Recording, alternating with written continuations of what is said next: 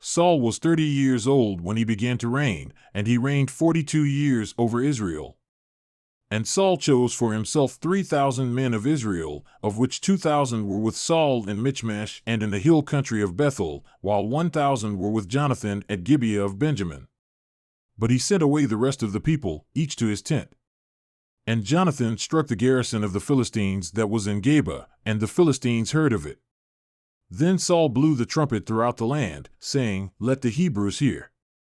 Then all Israel heard the news that Saul had struck the garrison of the Philistines, and also that Israel had become odious to the Philistines. The people were then summoned to Saul at Gilgal. Now the Philistines assembled to fight with Israel, 30,000 chariots and 6,000 horsemen and people like the sand which is on the seashore in abundance, and they came up and camped in Michmash, east of Bethaven. Now the men of Israel saw that they were in a strait, for the people were hard pressed. Then the people hid themselves in caves, and thickets, and cliffs, and cellars, and in pits. Also some of the Hebrews crossed the Jordan into the land of Gad and Gilead. But as for Saul, he was still in Gilgal, and all the people followed him trembling.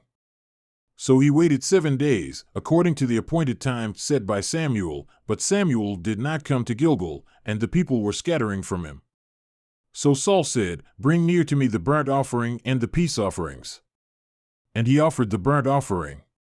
And as soon as he finished offering the burnt offering, behold, Samuel came, and Saul went out to meet him and to greet him. But Samuel said, "What have you done?" And Saul said, "Because I saw that the people were scattering from me, and that you did not come within the appointed days, and that the Philistines were assembling at Michmash, therefore I said, Now the Philistines will come down against me at Gilgal, and I have not entreated the favor of Yahweh. So I forced myself and offered the burnt offering." And Samuel said to Saul, "You have acted foolishly, you have not kept the commandment of Yahweh your God, which he commanded you, for now Yahweh would have established your kingdom over Israel forever.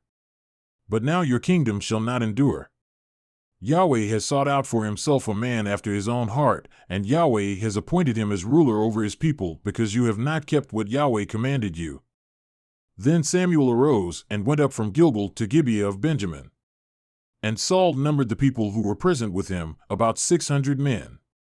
Now Saul and his son Jonathan and the people who were present with them were staying in Geba of Benjamin, and the Philistines camped at Michmash. And the raiders came from the camp of the Philistines in 3 companies. One company turned toward Ophrah, to the land of Shul, and another company turned to the way of Beth-horon, and another company turned to the way of the border which overlooks the valley of Zeboim toward the wilderness. Now no blacksmith could be found in all the land of Israel, for the Philistines said, "Lest the Hebrews make swords or spears." So all Israel went down to the Philistines, each to sharpen his plowshare, his mattock, his axe, and his goad. And the charge was 2/3 of a shekel for the plowshares, the mattocks, the forks, and the axes, and to fix the goad.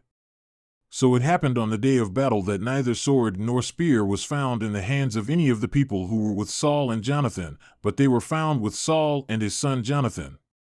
And the garrison of the Philistines went out to the pass of Michmash.